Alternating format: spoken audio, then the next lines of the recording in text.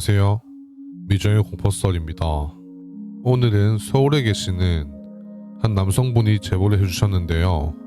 직접 겪은 일이라고 하니 어떤 일인지 지금 바로 시청해 보겠습니다. 시청 전 구독, 좋아요 한 번씩 부탁드리겠습니다. 이야기 시작합니다. 저는 수원에 거주 중인 30대 직장인입니다. 제보하는 사연은 8년 전 직접 겪은 일인데요. 제가 사회생활 초반이어서 열심히 일을 하고 있을 때입니다. 다니던 회사는 직원 수가 8명 정도 되는 작은 회사였습니다. 저는 원래는 다른 일을 하다 직종을 변경했던 시기였는데요. 회사에서 맡은 일은 MD라 부르는 직종으로 일을 하고 있었습니다. 회사는 당시 연말이어서 그런지 정말 바빴는데요. 그래서 야근 또한 많았던 시기였습니다. 입사한 지 얼마 되지도 않았고 처음 해보는 일이어서 처음엔 정말 많이 힘들었고 방황도 많이 했는데요. 그래도 버틸 수 있었던 건 입사하고 만난 직장 상사 장대리님 덕분이었습니다. 장대리님은 제가 처음 입사할 때부터 작은 회사여서 그런지 면접도 봤던 분이셨고 MD로서는 자질이 넘치는 분이셨는데요. 회사에 입사하고 모르는 일들을 천천히 가르쳐 주셨습니다. 실수를 하더라도 화 한 번 내지 않고 도와주던 선임이어서 더욱 의지할 수 있었는데요. 그런데 며칠 전 장대리님은 회사에서 급하게 전화를 받고 퇴근하셨는데 이후로 장대리님은 무슨 이유 때문인지 출근을 하지 않으셨습니다. 저는 장대리님이 궁금해져 같이 일을 하던 직장 내 사람들에게 장대리님이 출근하지 않는 이유에 대해 여쭤보았습니다. 그런데 직장 동료들도 정확히 무엇 때문인지 연락을 해보아도 이유를 모르겠다고 했습니다. 집안에 일이 생겨서 당분간 회사에 나오지 못한다고 하더군요. 저는 그나마 다행인 점은 장대리님이 계실 때 일을 잘 가르쳐 주신 덕분에 정신없이 장대리님 목까지 일 처리를 하고 있었는데요. 그런데 컴퓨터 한쪽엔 회사 내 메신저 알림이 울렸고 창을 열어보니 대표님이 보낸 단체 메시지 창이 떴습니다. 메시지 내용은 내일 다 같이 장례식장에 가야 하는데 혹시 장례식장에 못 가는 사람이 있냐는 메시지였는데요. 순간 회사 안에 있던 저희들은 하나같이 숙연해지며 장례식 참석 의사를 보냈습니다. 하지만 저는 외가 쪽에 무당을 하시던 분이 계셨었고 저희 어머니도 그렇고 저 또한 어릴 적부터 남들에게 보이지 않는 존재를 조금씩이나마 느끼고 보던 터라 장례식은 참석하는 것을 꺼려하는 부분이 있었습니다. 그래서 보통은 장례식에 참석하지 않고 부조금만 전달하는데 이상하게 이번에는 안 가면 후회할 것 같다는 생각이 들었는데요. 그래서 메시지를 통해 장례에 참석한다는 의사를 전달했습니다. 그리고 다음 날이 되어 업무를 마치고 한 분은 아직 아이가 어려 못 간다 하여 나머지 직원들만 장례식장으로 향했습니다. 장례식장은 회사에서 차를 타고 1시간 정도 달리니 나오는 변두리에 위치한 외진 곳에 있었는데요. 저희는 차에서 내려 장례식장으로 천천히 들어갔습니다. 장례식은 정말 고요했고 아무런 소리도 들리지 않았습니다. 오히려 정적이 흘러서 더욱 장례식장 분위기는 차갑게 느껴지더군요. 그렇게 저희는 장례식장 안으로 들어가 보니 여느 장례식장과 비슷했고 입구 쪽에 있는 모니터에는 장례 중인 고인과 상주의 이름이 있었습니다. 그래서 저희 직원들은 TV를 보며 상주의 이름을 확인해 보았는데 상주 이름에는 장대리님의 이름이 올라와 있더군요. 그렇게 안쪽으로 들어가니 밖보다 안은 더욱 조용했는데 대표님이 미리 보내둔 장례화환이 눈에 잘 띄도록 세워져 있었습니다. 직원들과 대표님은 장례화환을 보고 빈소를 쉽게 찾아갈 수 있었고 저희는 대표님 뒤를 따라갔습니다. 빈소 안쪽엔 장대리님이 해숙해진 상태로 계시더군요. 대표님이 오신 걸 보고서 인사를 하고 상주의 예를 갖추셨습니다. 저는 대리님을 보니 정말 마음이 아파왔습니다. 곧이어 영정사진을 보니 아주 어려 보이는 아이의 사진이 놓여 있었습니다. 오는 동안 차 안에서도 착잡한 마음에 다들 말없이 와서 장대리님의 초등학교에 들어간 지 얼마 안 된 아들이 떠났다는 것을 장례식장에 와서 영정사진을 보고는 알게 되었습니다. 그리고 저는 절을 하려고 했는데요. 원래 사람은 죽어서도 아랫사람이 윗사람이 되는 게 아니어서 나보다 어린 사람의 장례식에서는 절을 하는 게 아니라 했습니다. 그래서 저희들은 조용히 목례를 올렸고 상주인 장대리님에게 인사를 건네고 자리를 옮겼습니다. 나이 어린 아드님의 장례식이어서 그런지 분위기는 정말 처참하다 싶을 정도로 조용하더군요. 장대리님은 아무런 말도 하지 못하고 덤덤하게 있었습니다. 그리고 장대리님의 아내분은 아들을 잃은 여파로 인해 몸이 안 좋아 알아 누운 상태였습니다. 저희는 식사하는 곳으로 가서 식사를 하며 돌아보니 주위엔 저희와 몇몇의 사람들이 앉아 식사를 하고 있었습니다. 예전에 저와 장대리님은 식사를 같이 했던 적이 있었는데 우연히 결혼과 가족 이야기가 나와 맥주를 한잔하며 이야기를 나눴는데요. 장대리님은 어릴 적 마음 아픈 가족사를 갖고 계셨습니다. 어릴 적 부모님을 일찍 여의고 고아로 자랐다고 이야기하셨습니다. 지금의 아내분 또한 어릴 적 같은 고아원에서 같이 자라왔고 어릴 적부터 서로 의지하며 지내오다 성인이 되어 결혼까지 했다고 했는데요. 그래서 그런지 장례식장 안은 사람들이 많지 않고 더욱 조용했습니다.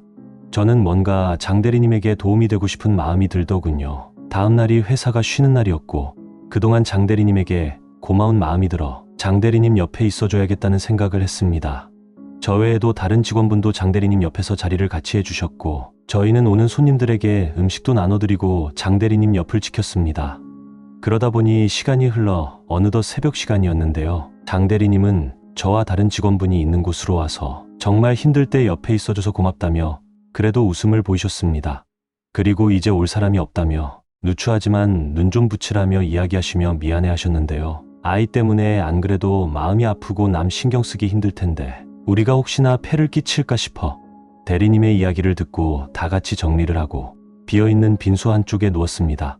저는 평소 장례식에 오면 몸이 아픈 편인데 이상하게 몸도 안 아프고 이상하다는 생각을 했는데요. 그렇게 직원분들과 옆에 비어있는 빈소의 자리를 펴고 누웠습니다. 다들 피곤했는지 하나둘 코 고는 소리가 들려왔습니다. 저 또한 아침부터 회사에서 일을 하다 와서 그런지 피곤했는지 금방 잠이 들었습니다. 잠시 후 뛰어다니는 소리에 놀라서 저는 무슨 일이 있나 하고 잠에서 깨었습니다. 그리고 제가 누워있는 곳에서 눈을 뜨면 바로 앞이 복도였는데 아이 한 명이 뛰어다니는 듯한 모습이 눈에 보였고 저는 잠이 덜 깬 상황에서도 뭔가 이상하다는 생각이 들었는데요. 도대체 이 시간에 아이가 장례식장을 뛰어다니지 대리님 친구분이 왔는데 아이를 데려온 건가 생각이 들었습니다. 그리고 옆을 보니 다른 직원분들은 코를 골며 자고 있더군요. 저도 다시 잠을 자려고 뒤척이고 있었습니다. 그리고 잠시 뒤 잠에 들려고 했는데 갑자기 밖에서는 눈물 흘리는 소리가 들려왔습니다. 저는 새벽 시간이어서 가족분 중 누군가 왔나 보다 생각했습니다. 그래서 이제 가족끼리 슬픔을 공유하나 보다 생각하고 다시 잠에 들었습니다. 그리고 한두 시간 정도 더 잠을 자고 눈을 떴는데요. 다른 직원분들은 벌써 발인 날 장례를 도와주고 있었습니다. 그리고 장지로 이동하여 화장하는 모습을 보고 집으로 돌아왔습니다. 일주일 정도 지나고 장 대리님이 회사로 복귀하셨는데요. 다행인지 장 대리님은 평소 같은 텐션으로 회사에서 생활하셨습니다. 그리고 직원들에게 한 명씩 찾아가셔서 정말 감사하다며 인사를 건넸습니다. 그리고 막내인 제 옆으로 돌아오셨는데요. 오늘 저녁에 시간이 되시는 분들은 밥을 사준다고 하더군요. 저도 참석하겠다고 이야기를 하고 퇴근 시간이 다가왔습니다. 그렇게 장 대리님의 주최로 저녁 식사 자리가 열렸고 저희 중 주임님은 아내분은 혼자 있으셔도 괜찮냐고 물었는데요. 장 대리님은 당분간 처가댁 식구분들과 같이 살기로 했다며 하시더군요. 그리고 사실은 오늘 자리도 아내분이 대리님에게 이야기하여 저녁을 사드리는 거라며 이야기하셨습니다. 그리고 저희는 간단하게 회사 주위에 있는 치킨집에 방문하였습니다. 저희는 다 같이 자리에 앉아 한참 치킨을 먹으며 이야기를 하고 있었는데 눈치 없는 직원 한 명이 장 대리님에게 아이가 좋은 곳에 갔을 거니 장 대리도 너무 슬퍼하지 말라는 이야기를 했는데요. 이야기를 하자 직원들은 하나같이 말이 없어졌는데 장 대리님은 이야기를 들으며 참았던 눈물을 보이셨고 좋은 말씀 너무 감사하다는 말을 하셨습니다.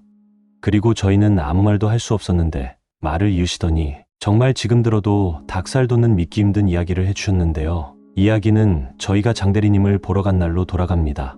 당시 발인하는 날 장 대리님은 손님 맞이를 끝낸 후 아내분을 보살피다 장 대리님도 모르게 잠이 들었다고 합니다. 그러다 잠에서 깼는데 거짓말처럼 아이가 눈앞에 보였다고 하는데요. 아이는 장례식장 복도 끝에서 장 대리님을 보며 울고 있었다고 합니다. 장 대리님은 울고 있는 아이의 모습을 보고서 흐르는 눈물을 닦으며 팔을 뻗어 아이에게 벌렸다고 하는데요. 그러자 아이는 장 대리님 품으로 뛰어들어왔다고 합니다.